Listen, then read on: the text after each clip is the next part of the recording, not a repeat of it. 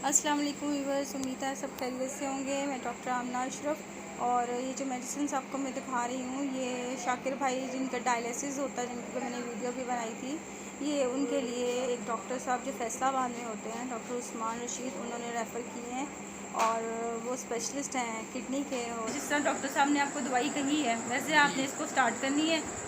और परहेज़ वगैरह उन्होंने आपको बताया है कुछ? जी, 3 चीज़ों किस किस चीज़ का? चावल नहीं खाने, बड़ा गोश्त और नमक। चले आपकी तो बड़ी ईद गई फिर। चले कोई बात नहीं, अल्लाह ताला आप बकरे का खा लीजिएगा अल्लाह ताला सेहत तंदुरुस्ती देगा इंशाल्लाह।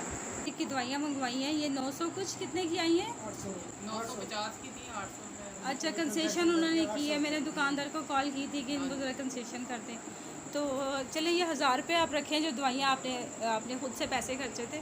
ये दवाइयाँ हमारी तरफ से आपको गिफ्ट हैं और इंशाल्लाह 15 दिन के बाद हम आपकी दोबारा आपसे एक छोटी सी वीडियो बनाएंगे और देखें कितनी इम्प्रूवमेंट स्टार्ट हुई है। इसके साथ ही डॉक्टर उस्मान रशीद का हम दोबारा शुक्रिया अदा करते हैं और बहुत सारी मुबारकबाद उनको तब देंगे जब आप ठीक हो जाएंगे इंशाल्लाह।